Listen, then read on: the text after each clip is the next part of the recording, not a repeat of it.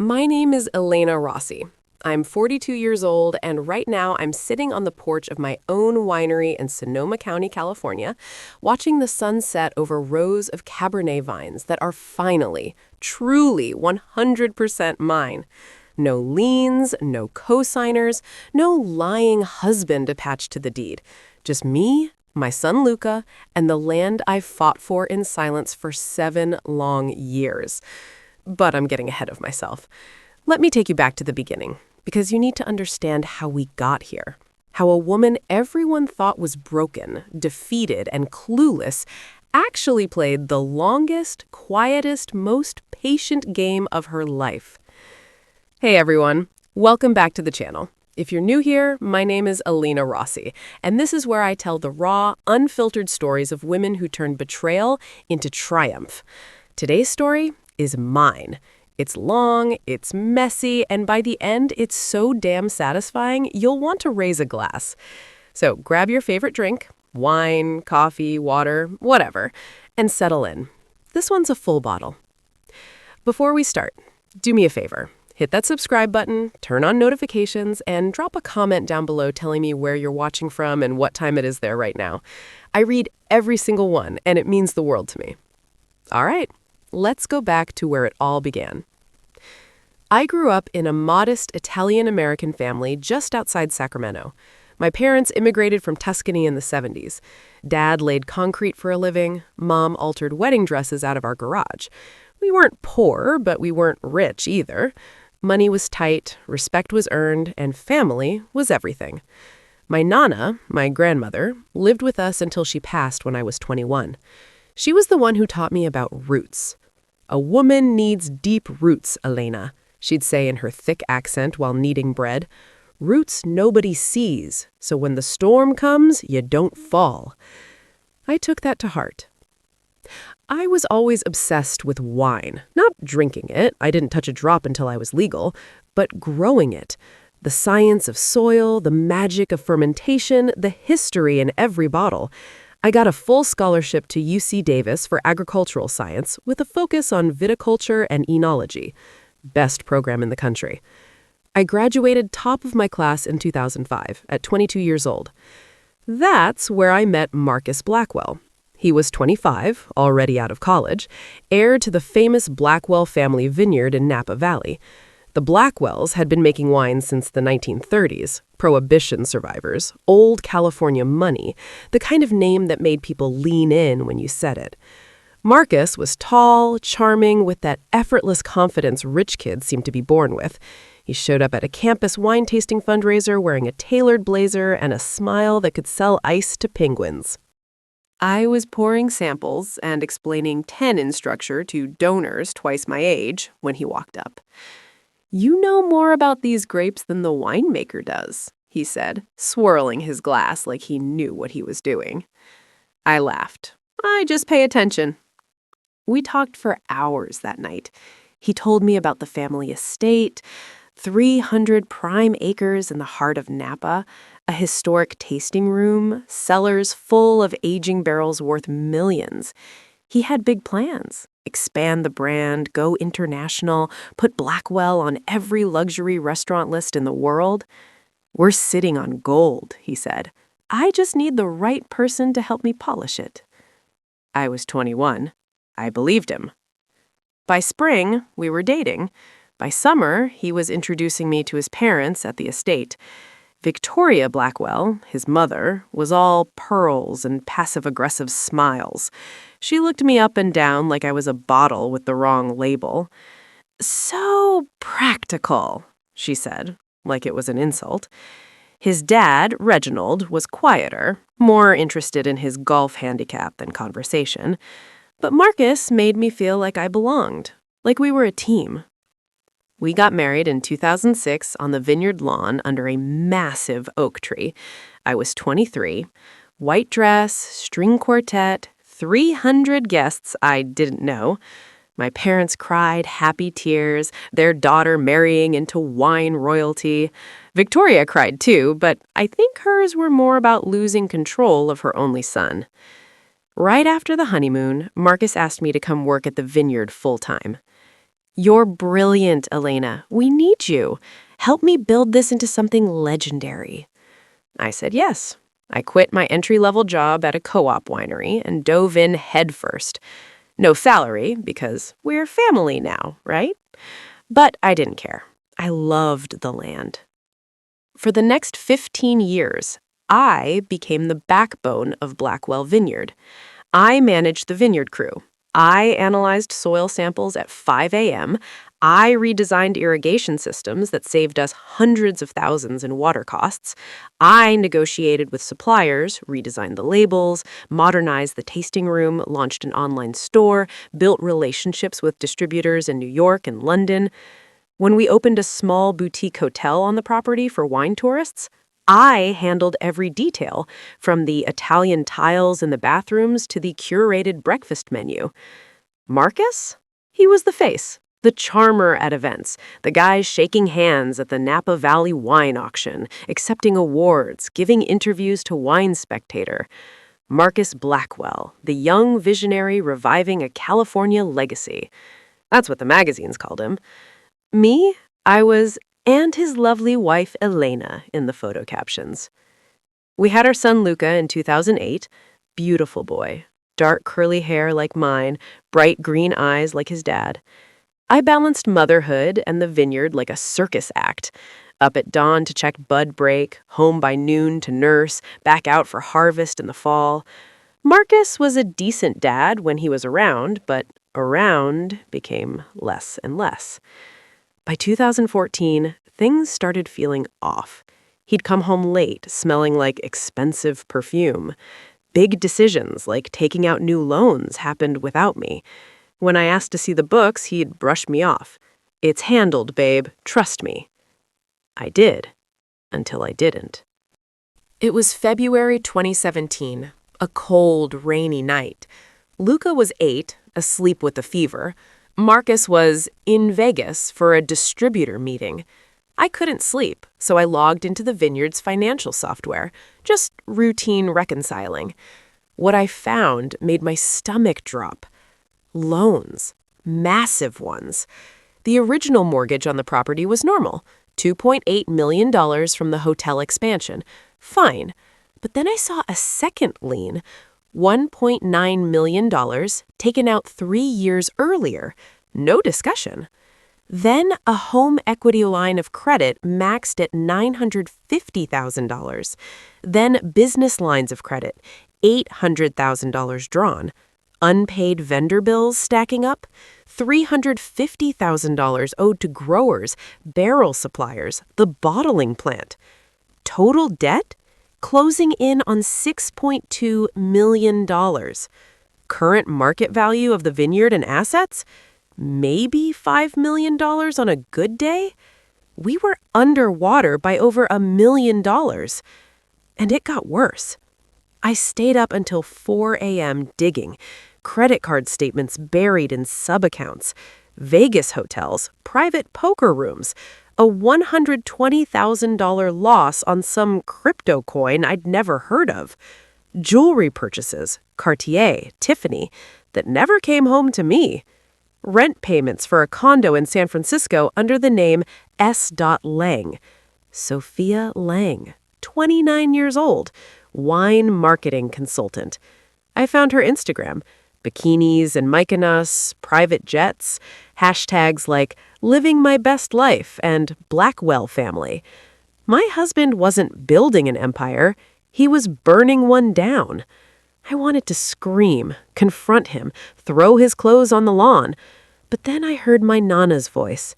Deep roots, Elena. So I didn't say a word. Instead, I protected myself. Before we got married, my Nana had given me her life savings, $280,000. Premarital, she said. Keep it separate, not secret, just yours. I'd invested it wisely. Index funds, bonds. By 2017, it had grown to $480,000. Never once touched for the vineyard, never commingled. California is a community property state, but premarital assets in a properly structured trust? Untouchable. I called an old college friend who'd become a family law attorney, off the record. She confirmed if I kept it clean, it was mine. So I did 3 things. First, I moved the money into an irrevocable trust for Luca's future. College, first home, emergencies. My name wasn't even a beneficiary. Marcus's definitely wasn't. Second, I documented everything. Every loan statement, every suspicious transfer, every hidden account. Printed copies went into a safe deposit box in Sacramento, digital backups on encrypted drives, a full set mailed to my sister. Third, I started my own vineyard, quietly. There was a 60-acre parcel adjacent to Blackwell that the family had always dismissed as too rocky. I bought it in 2018 using trust funds, registered under Rossi Vineyards LLC, my maiden name entity. Over the next 6 years, while running Blackwell day-to-day, I developed it in secret. Planted premium clones of Cabernet and Chardonnay, installed drip irrigation, went fully organic, built relationships with top buyers in Europe and Asia under my own label, entered blind tastings, won medals, all while smiling at Blackwell harvest parties like nothing was wrong. Marcus kept digging. More loans, more gambling, more Sophia. By 2023, total debt hit $9.1 million. Vineyard value? Stagnant at $6 million after a few bad harvest years. He still posted on Instagram like a king. Private jets, yachts in Monaco, #legacy, #Blackwell Empire. Victoria bragged at her country club, "Marcus is taking us global." I smiled, nodded, waited. Then, October 2023. He came home late on a Thursday, sat me down in the tasting room after closing. "Elena, I want a divorce." Just like that. I've met someone who really understands me, Sophia. I need to be with her. I want the vineyard, the house, the business, everything. You can keep Luca. We'll do 50-50 custody. He said it like he was negotiating a wine deal. I stared at him. 15 years of marriage, 15 years of building his dream, and this was how it ended? Over a glass of his own overpriced Cabernet? I didn't cry. Not in front of him. The next day, Victoria showed up with her fake sympathy face. "Men like Marcus have needs, dear. You should have kept things more exciting." This from a woman whose own husband had a mistress in Palm Springs for 20 years. Then the humiliation campaign began. Marcus moved me into the guest cottage on the property, just temporary. Sophia started staying over, posting stories from my kitchen, wearing my apron, my Nana's apron, while making avocado toast. He canceled my personal credit cards, separating finances, then the joint ones. Victoria helped me pack, decided what I could keep. My clothes? Fine. Family photos? Some. Nana's recipe book? She hesitated like she wanted it. Jewelry Marcus bought me over the years? Marital assets. He's entitled. She packed my things in boxes, but I saw the judgment in her eyes, like I was trash. I had one person I thought I could trust, my best friend Carla from college. 20 years of friendship. She was the first person I called after the announcement. She came over with wine, let me cry, said all the right things. But then little things started feeling off. I'd mentioned to Carla that I was thinking about fighting for the house. Next day, Marcus would laugh and say, "You'll never get it." I told her I was looking at rentals in Healdsburg. Marcus made a snide comment about that exact area. It clicked. Carla had always had a thing for Marcus. I'd ignored it for years, the lingering looks, the too hard laughs at his jokes. He'd been feeding her just enough attention to keep her loyal, probably hinting they'd be together after the divorce. My best friend was his spy. And the worst part wasn't even Marcus or Victoria or Sophia or Carla. It was Luca. He was 15, old enough to understand, old enough to hurt. Marcus worked on him every day. Your mom's making this hard. I just want everyone happy. She's dragging it out. Luca started pulling away. Not angry, just distant, confused, looking at me like maybe I was the problem. That cut deepest. I hired a lawyer, Grace Kim, Korean-American, 55, sharp as a barrel stave. She reviewed everything. You helped build this empire. You're entitled to half. We fight. I looked at her for a long moment. What if I don't want to fight? She thought I'd lost my mind. Depression, defeat. Then I slid 3 thick binders across her desk. 7 years of evidence. Every loan, every debt, every hidden account. Grace read in silence for 90 minutes. When she looked up, her expression had changed completely. You've known since 2017. I was waiting for him to leave. I knew he would. Men like Marcus always do. She leaned back. So when he takes the assets, he takes the debt. All $9.1 million of it becomes his sole responsibility. And your trust, your separate property, never commingled, safe for Luca. Grace smiled, slow, dangerous. Mrs. Rossi, I think I owe you an apology. I thought you were broken. I smiled back. Everyone does. That's the point. For the next 4 months, I gave the performance of my life. I became exactly what they expected. Defeated.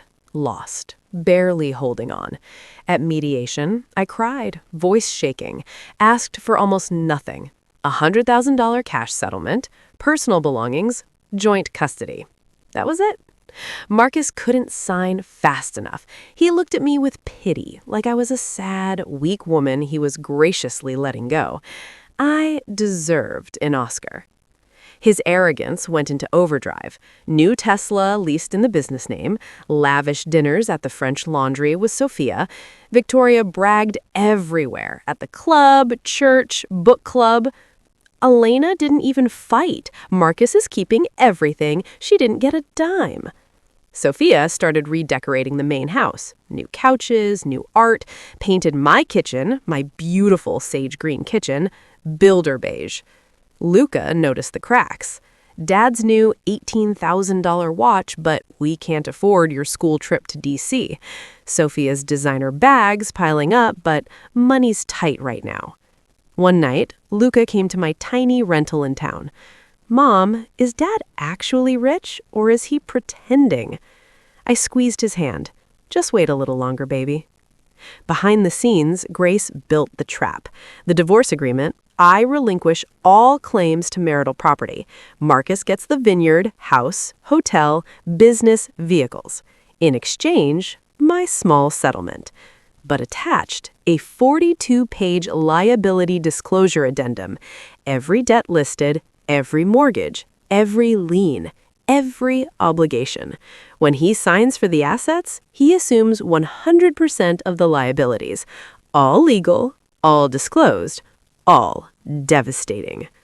2 weeks before the final hearing, Marcus's lawyer, Ted Harlan, old school Napa guy, called Grace. I'd like a full financial audit before we finalize. Grace, of course, will provide everything. When Ted brought it to Marcus, no audit. I built this. I know what it's worth. Sophia wants this over. Ted pushed. I strongly advise. Marcus cut him off. No delays. Ted made him sign a waiver. Client declines independent financial review against counsel's advice. Marcus signed without reading. Never underestimate an impatient girlfriend's power over fine print. The night before the hearing, Marcus texted me, "Thank you for not making this ugly." I stared at that message for a long time. 15 years of my life, and he was thanking me for not making his betrayal inconvenient. I typed back, "I just want what's best for Luca." What was best for Luca? His $650,000 trust fund. Safe. Untouchable, and a father about to learn the hardest lesson money can buy. Final hearing, February 14th, 2024. Valentine's Day. Poetic, right? Napa County Superior Court, Courtroom 3. Marcus walked in like a victor, custom suit, new watch gleaming, smiling at Ted. Sophia and Victoria waiting in the hallway. Sophia scrolling Instagram, Victoria ready for celebratory brunch. I arrived late. Simple black dress, no makeup, hair in a low bun. Looked like I hadn't slept in weeks. Perfect. Judge Amelia Torres, Latina, 60s, 30 years on the bench, seen every trick. She reviewed the file. Blackwell versus Rossi, final dissolution. I see the parties have reached agreement. Ted stood. Yes, Your Honor. My client assumes all marital assets, the Blackwell family vineyard, residence, hotel, business entity, vehicles. Mrs. Rossi receives $100,000 cash settlement. Correct, Your Honor. Judge Torres looked at me. Mrs. Rossi, I need to confirm you understand this agreement. You're giving up claim to substantial property, the family home, a historic vineyard you helped operate for nearly 2 decades. Are you certain? I kept my voice soft, trembling. Yes, Your Honor, I understand. I just want Marcus to have what he wants. I want this to be over. She studied me, looking for coercion, pressure. I met her eyes, let a tear fall. She sighed. Very well. Proceed. Documents distributed. Marcus signed fast, eager. I signed slow, deliberate, savoring every page. Then Ted reached the addendum. I watched his face change. He leaned to Marcus, whispered urgently. Marcus waved him off. Then Marcus whispered again. Marcus finally looked. His face went white. Hands started shaking. He stood up. This isn't right. She hid debts. Fraud. Judge Torres. Mr. Blackwell. Sit down.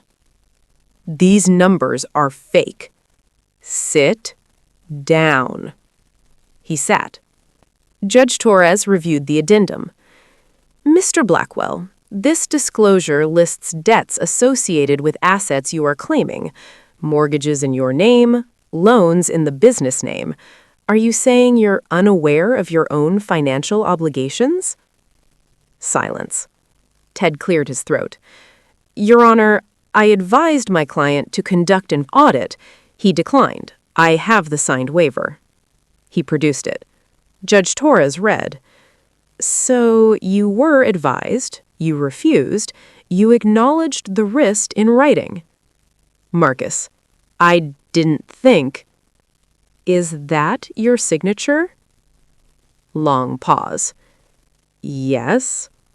Then you assumed this voluntarily. She looked at him. The agreement stands. Gavel. Marriage dissolved. Mrs. Rossi, you have your settlement. Mr. Blackwell, you have the assets and all associated liabilities. I stood, smoothed my dress, looked at Marcus one last time. He was slumped. Papers everywhere. World collapsing. You said you wanted everything except Luca, I said quietly. I gave you exactly what you asked for. I walked out. In the hallway, Sophia was already gone, heels clicking fast toward the parking lot. Victoria looked stunned. Marcus came out yelling at Ted. How did this happen? Sue her! Fraud! Ted, you declined the audit. In writing. I can't fix stupid, Marcus. The collapse was fast. Sophia moved out within 2 weeks, left a note, this isn't what I thought. The house sat empty. Banks started calling. By summer, foreclosure notices. The vineyard, the sacred Blackwell legacy, went to auction. I bought it. Through Rossi Vineyards, for pennies on the dollar, merged it with my 60 acres. relaunched as Rossi Family Wines. First vintage, 95 points Wine Spectator. Sold out in hours. International contracts signed. Luca understood everything by then. One night he hugged me, really hugged me. You waited 7 years. I had to protect you. He smiled. You're a legend, Mom. Marcus showed up once, looked 10 years older, begged. I didn't know it was this bad. Can we talk? Maybe work something out? I looked at the man I'd loved for half my life, the man who threw me away. You wanted the legacy, Marcus. You got it. I closed the door. Today, I run one of the fastest growing labels in Napa. Lucas Trust is over $900,000 now. Victoria sends Christmas cards with no return address. Carla tried calling once. I didn't answer. And me? I painted my new kitchen sage green, the color of hope, of new beginnings. Thank you for listening to my story. If it hit you, hit that like button. Subscribe for more. And remember, never let anyone make you feel small. Because sometimes the quiet ones, we're just waiting for the perfect vintage. See you in the next one.